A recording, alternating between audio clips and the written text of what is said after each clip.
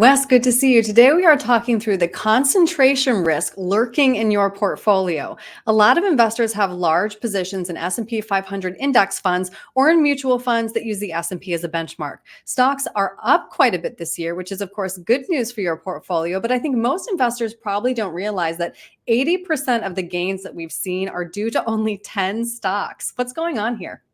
Yes, this is something that we need to pay attention to here. And as of right now, the S&P is up about 20% year to date.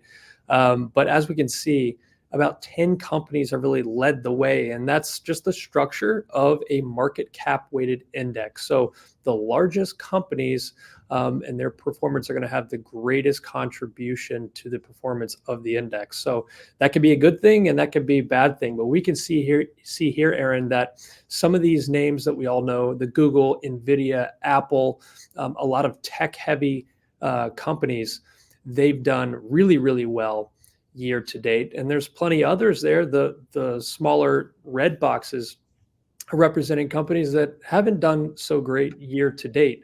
But because they're a part of the S&P and the other companies have done so well, those top 10, they're benefiting if you're holding on to the S&P 500 so far. So just to put this in perspective, we haven't seen this kind of concentration in 50 years, since 1973. What kind of risk does this present? Well, a little bit of history there. The S&P 500 has been a 500 company index since 1957.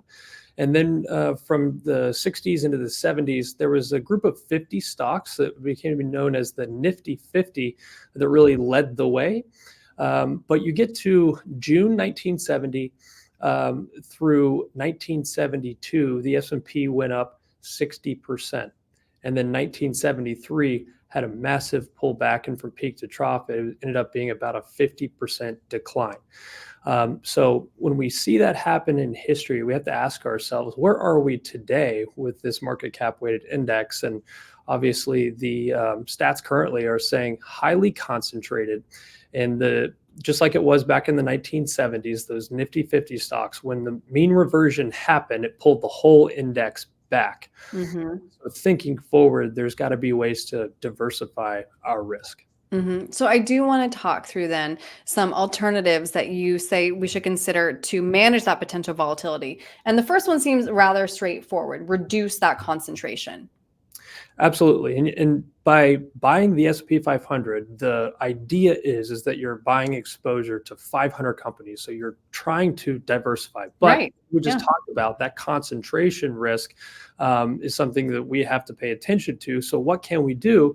We could take a look at some sector strategies. So changing sectors, or something as simple as an equal weight index, meaning that the 500 companies in the S&P 500, amongst an equal weighted index, they would all have 0.2% exposure or provide you that exposure. So therefore, you're not as concentrated to the market cap weighted strategies where, say, 10 companies like we just saw can provide over 80% of the gains. So that's one way.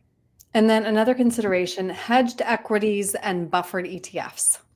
Yes, this is something that we use a lot with clients, and we've definitely adopted the innovation that's occurred over the last handful of years, and that's that you can have a buffered exchange traded fund that, for instance, can provide a cap to what you earn over a 12-month period. And that could be something like a cap of 15%. But most importantly, it provides a buffer to the downside over that period. So you have a bit of a protection of, say, about 15% in one example. So they will absorb the first 15% of loss. And it's great because it provides that defined outcome. Over a 12-month period, the most that you can earn over 12 months with that strategy. But again, very importantly, knowing what that downside protection looks like. And then next, you say perhaps consider structured notes. Absolutely. So structured notes can play a really big part in a portfolio for a couple of different reasons. You could have exposure to indices like the S&P, the Russell 2000, and the NASDAQ as an example. There are many different notes, but that's one example. They could provide income, or you could have a growth opportunity that is protected growth. So some, again, have a certain cap, if you will, over a period of time, whether that's 13 months, 18 months, 2 years, 5 years, you name it. There's many different kinds and structures of these notes, or others that are just designed to provide income. hmm And just to remind everybody, you can't go down to the bank and go and buy those. So, Wes, if somebody's interested in some of these ways to manage any volatility within the S&P 500, what's the best way to reach you? Shoot us an email to info@patriotwealthnc.com or give us a buzz, 919-322-4113. All right, Wes, thank you. Thank you.